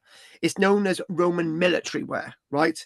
So when any archaeologists are talking about Roman military ware, what are they talking about? Are they talking about Roman military ware actually made on the forts by the legionaries, or are they talking about Roman military ware that is actually known as black burnished ware? Black burnished ware is the staple of handmade and then on the wheel, and then in the Roman era, mass-produced pottery, which is like a black pottery, right? And it's burnished on the outside. It's sort of smoothed as it's going around the wheel. It's like smooth. It's burnished ware, black burnished ware, right? Where you've got the Roman military in Britain, you usually have this black burnished ware, as long as well as Samian ware and military wares, right? But when you've got the black burnished ware, right, the Romans are actually buying this stuff from people in Dorset, right? And there's tens of millions and millions of black burnished ware pots being produced by the Roman military, and the Roman military is buying this. The Roman military isn't producing this. So in other words, we're producing a lot for the Roman world in Britain, right?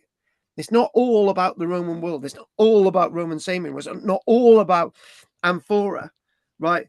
So what we are getting is Sheepan as well. We got bone combs, we got pins, we got decorative objects. And overall Sheepan functioned like an industrial estate, serving Roman Britain during its earliest years and into the period of AD 60. And guess what? After AD 60, unlike Chelmsford, Sheepan itself falls out of history. Because when we're excavating things like this at Sheepan, which is some of the pits, there's nothing much above it. Because whereas Verulamium, the likes of Londinium and Camalodunum came back into history after Boudica, Sheepan did not recover. That's the difference. That's why we're doing it, right?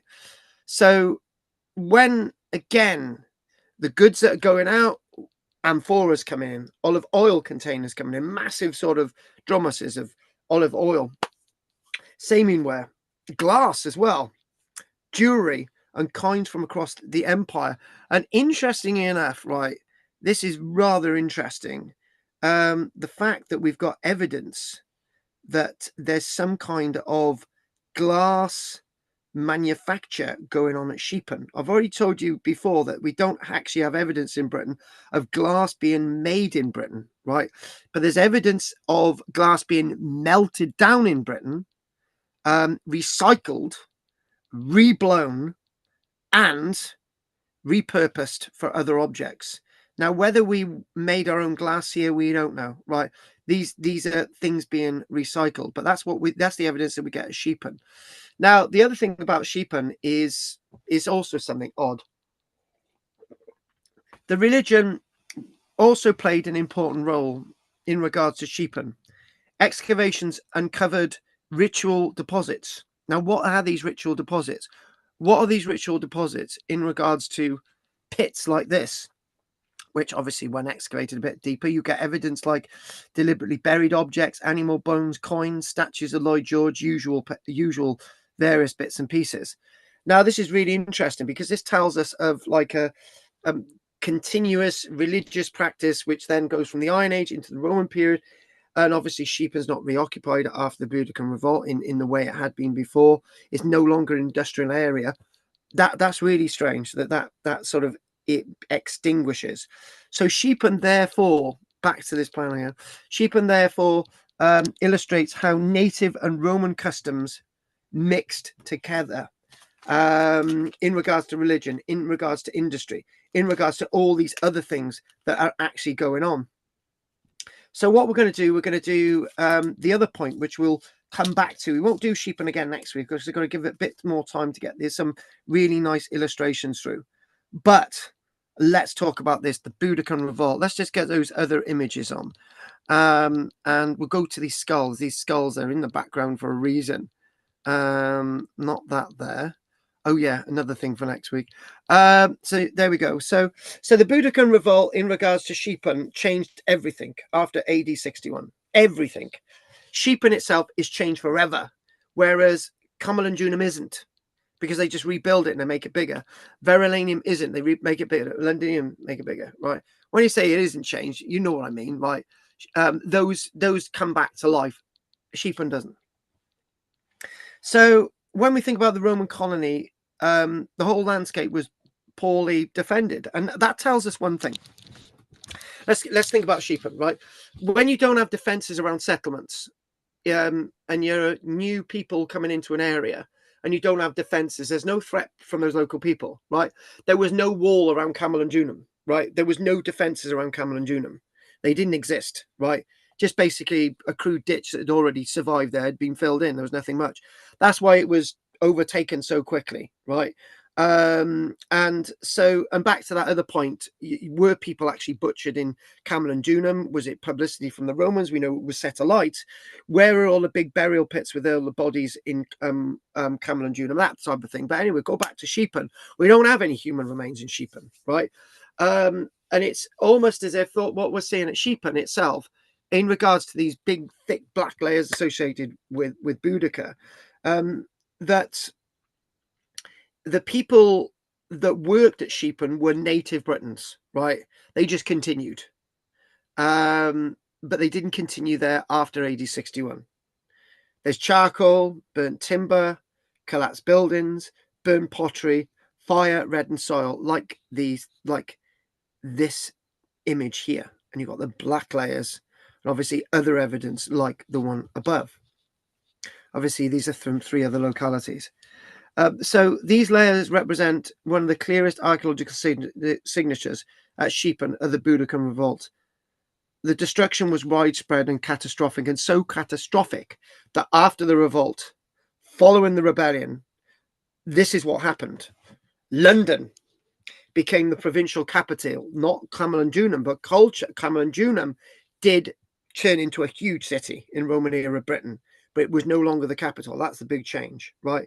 Verulamium sort of grows into a sway of sort of redevelopment, urbanized area, right?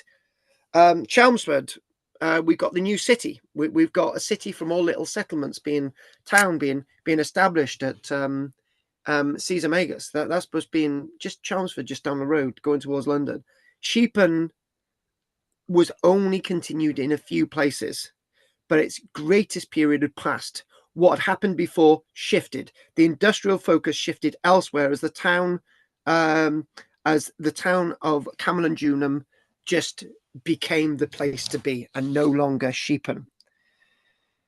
So before we get to the end of this little bit, and we got a little bit more, and the little bit more will give us on to next week. So much of what we know comes from excavations at Sheepan from the 1900s. That's why I've got to get these images. Dozens of buildings excavated, workshops, roads, industrial waste, pottery kilns, metalworking areas, extensive Iron Age remains beneath Roman occupation.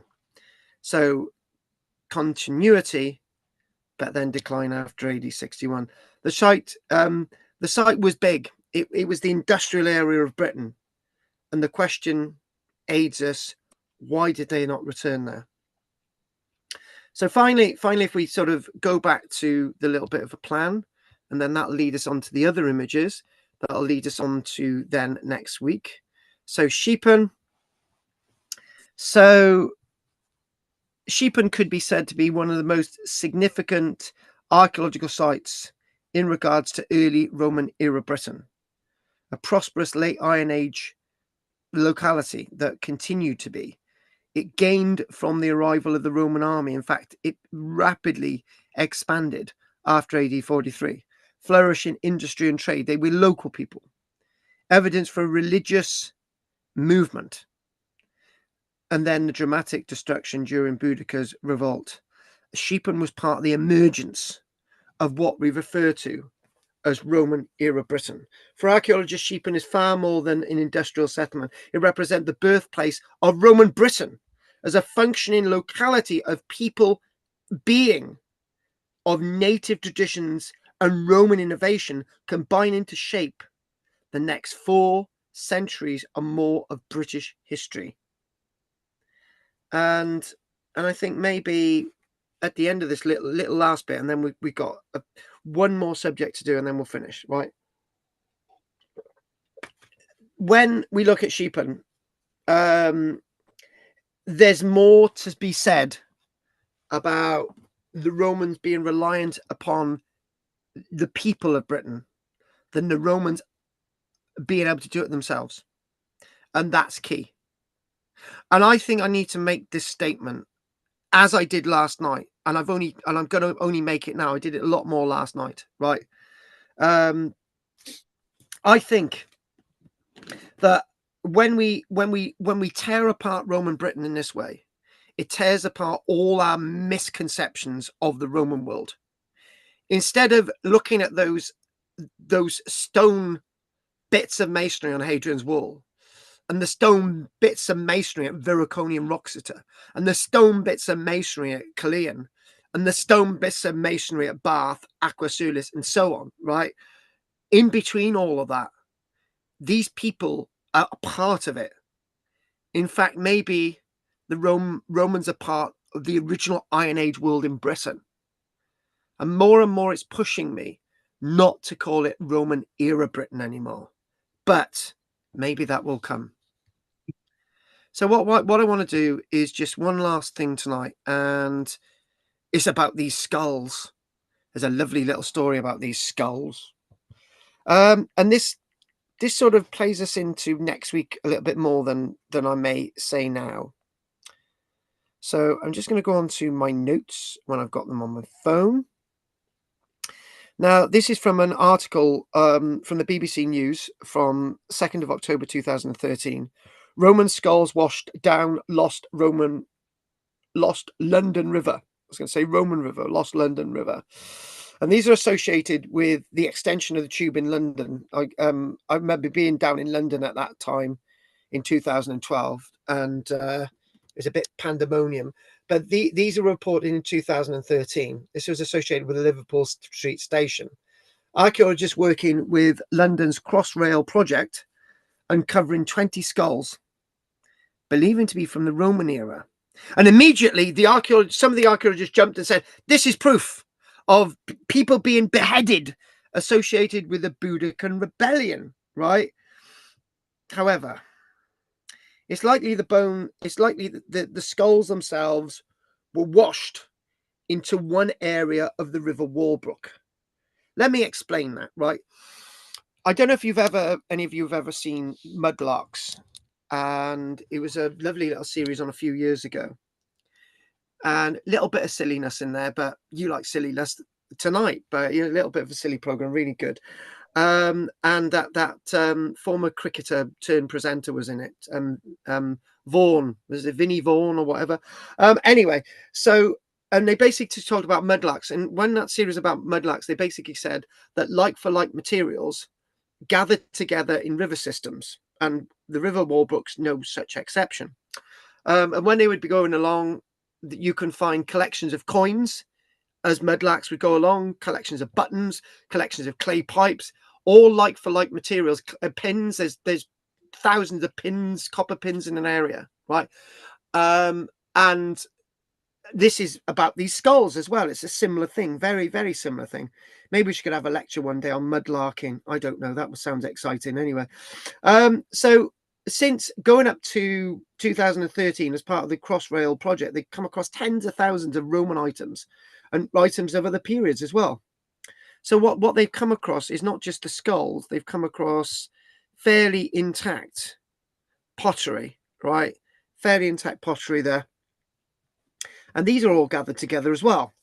So the River Walbrook, we know, was slowly starting to be paved over forever in the 1400s, because the River Walbrook divided Roman London in two, and they just wanted to have Roman London together. So there's no western and eastern part of the city. It was all together.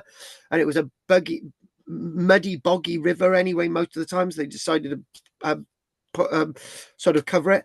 But also, interesting enough, that's where the Bedlam Hospital was built as well. And so when they were doing the Crossrail stuff, they had to remember that there was lots of images about them excavating the Bedlam Hospital.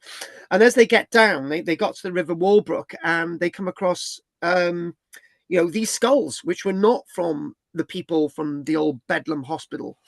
Mad people like me would have been in the Bedlam Hospital, and I think Anne may have joined me, but the Andel. So anyway, the point is that after the Bedlam excavations, hundreds of bodies being found, they were going to stop. River Walbrook, they got these 20 skulls. And these skulls, interesting enough, when they started to date them, right, the Museum of London, the dates did not come up. With more about this next week. The dates did not come up as AD 61, right? They came up as the AD 200s. So they were a lot later. So very likely that when we think about the River Walbrook, the River Walbrook would have been basically in the middle of Roman era Britain. And so why are the skulls there? And they may have been washed in from somewhere else, because a Roman cemetery would not be within the walls of a Roman city. So they likely that they've come from somewhere else. The Roman law required burials outside of a city and not inside. So back to the skulls a bit more.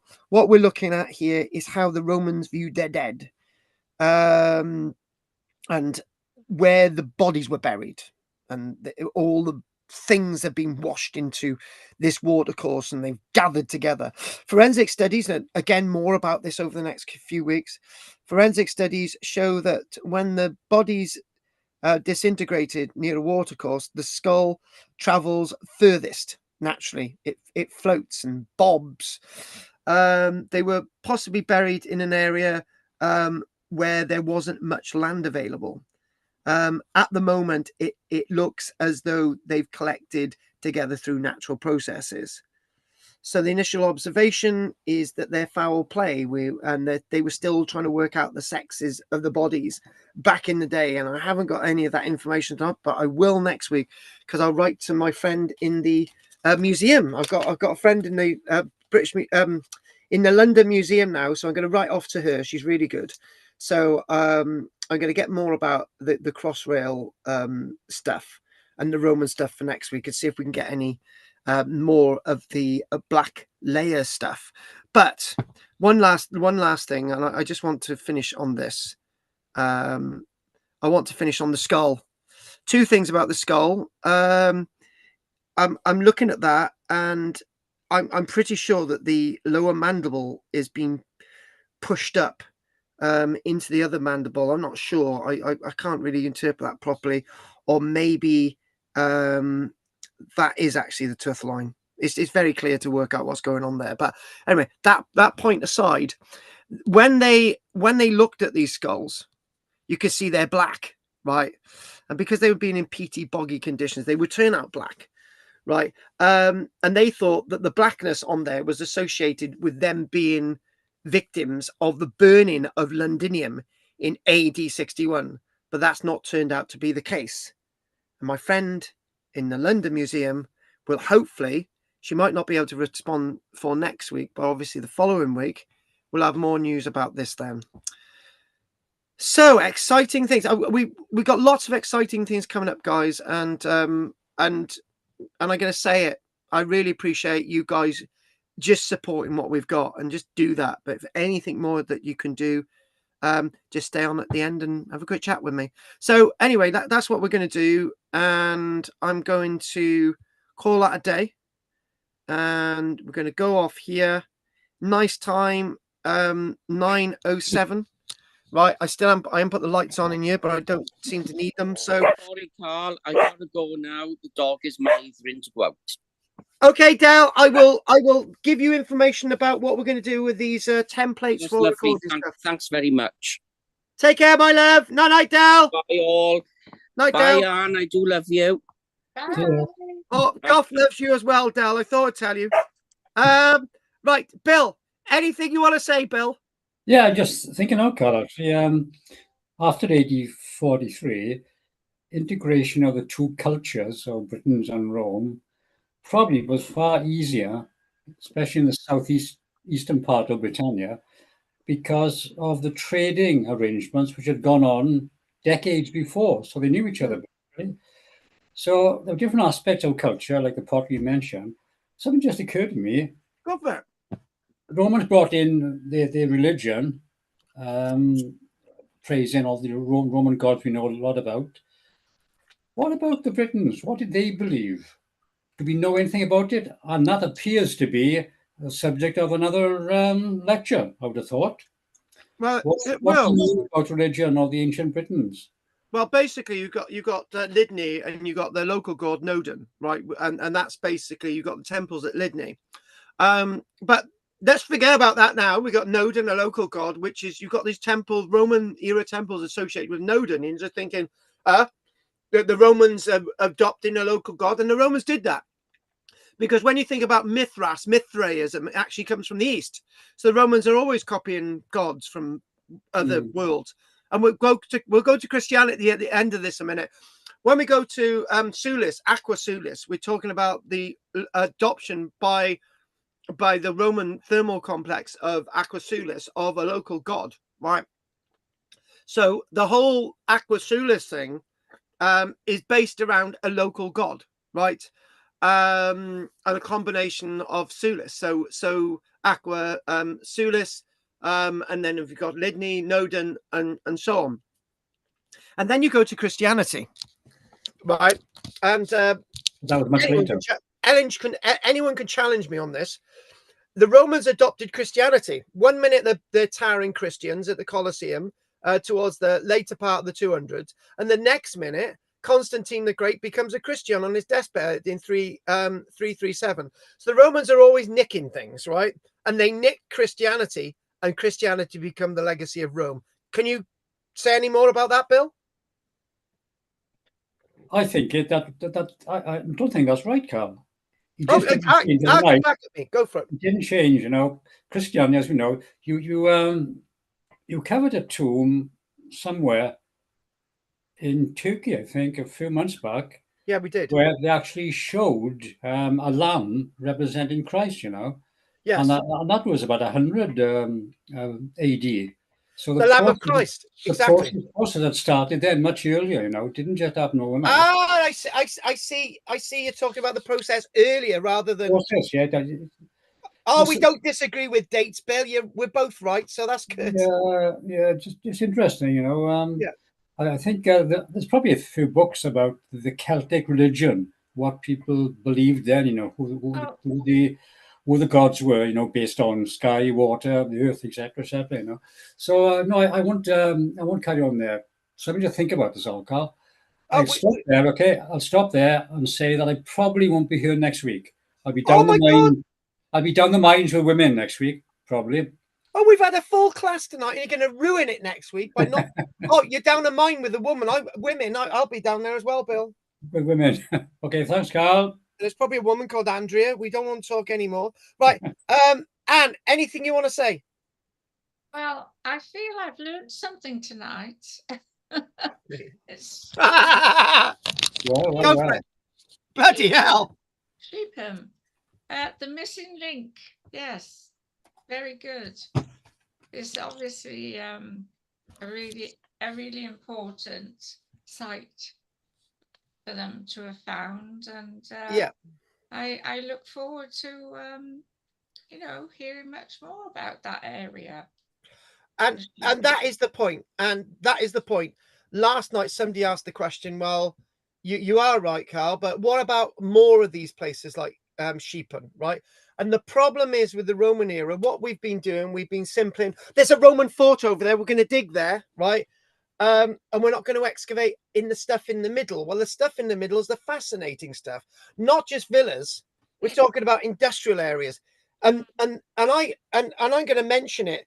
Time Team was the one that was coming up with more of these industrial areas. They were talking about more of these industrial areas in some of the early Time Teams in the 1990s, and they were excavating more of them. And they were basically saying that these are the missing links within the Roman era, and we've done one of them tonight, but it's still trying to catch up on that. So okay, just quickly, and when you look at maps of Roman Britain, you've got a Roman fort, you've got a road, and you've got a Roman settlement, and you've got a villa and a villa, right? There's so much missing on that map. All this, the industrial areas, the ports, the harbors, the canalized landscapes, the settlements, how all of this stuff worked. It's all missing, right? But we're starting to bring it onto the map, and this is what's important. And maybe what we should be doing on the maps is basically saying Roman fort, Iron Age settlement, Iron Age industrial area, still used in the Roman period.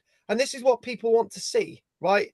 And we need to have that balance. And I'm not going to be able to do it in my lifetime because I've got too much to do. But obviously, maybe I'll get Richard to do it instead.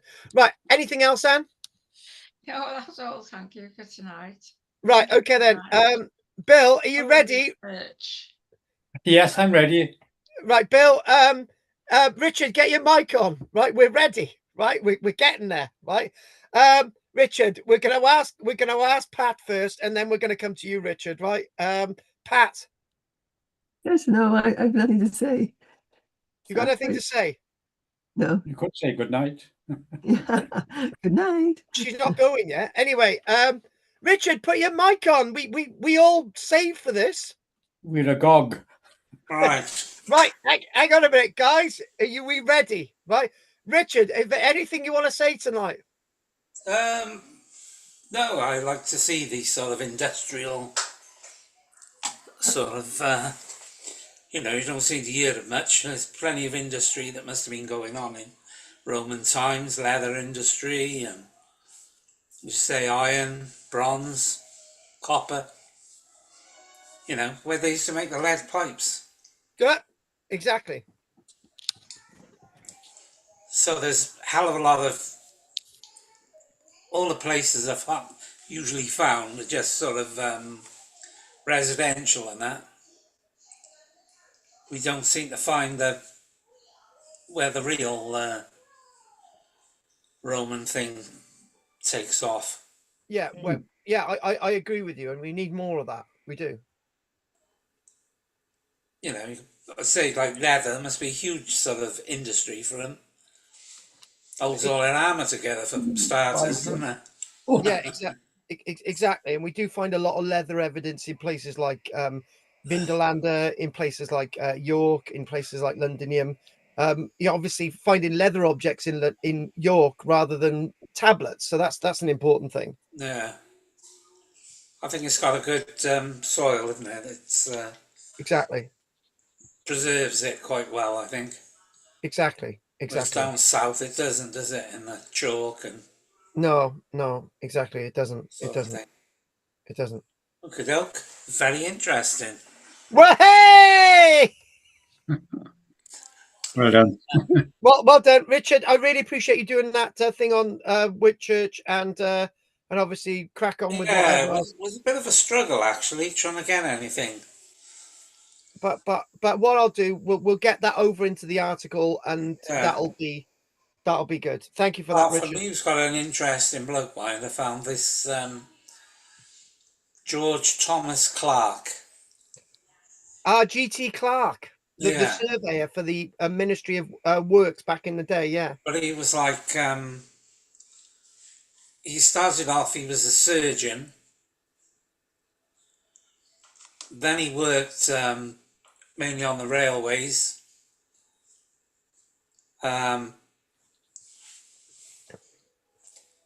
Worked with Guest-Keen and, what's his name? Josiah Guest, wasn't it?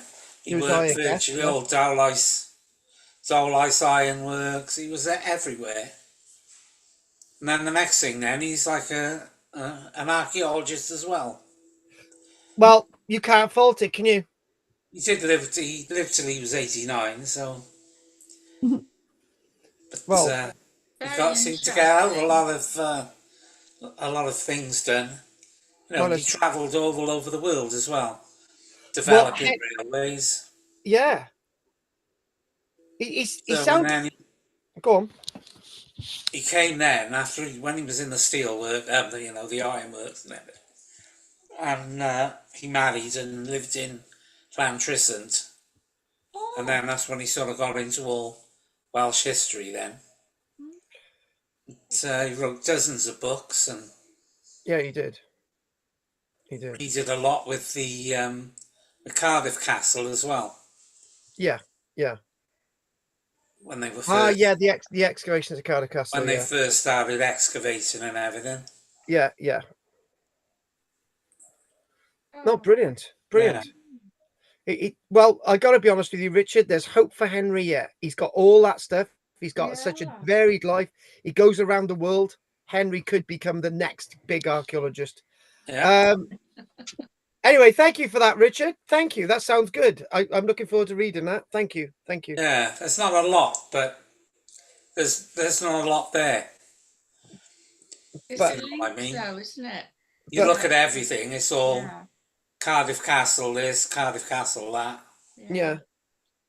Sort of the Roman side of that, but yeah. It's, okay. But I'm sure I'm sure we'll get that, Richard. Thanks. Yeah. Thanks. Right. Keep going anyway. Keep going, Richard. Really appreciate that, Richard. Really appreciate that. Right. Anne will interrupt the Goff. I know she will. Anything do you want to say, Goff? No, I thoroughly enjoyed tonight. Yeah, very good. So thanks very much. No questions.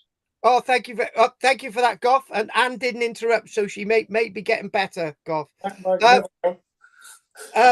I'm looking forward to seeing Odysseus and having a little chat with you online next week. Yeah. So looking forward to that. Good. Right. Henry, anything you want to say before we go? Nothing spectacular or interesting. Just one thing. Just a bit concerned. Everything's hung up about fixed dates, and I'm not sure that really helps, because things and events obviously occurred over a much longer period and earlier time than probably not on a Sunday morning AD 43. Yeah, carry on. I'm loving this. Go on. And it just seems, you box yourself into these fixed dates, and you're not actually understanding the whole picture. And you have made a massively important point, and I'm not even going to take that in any way other than what I've been saying myself.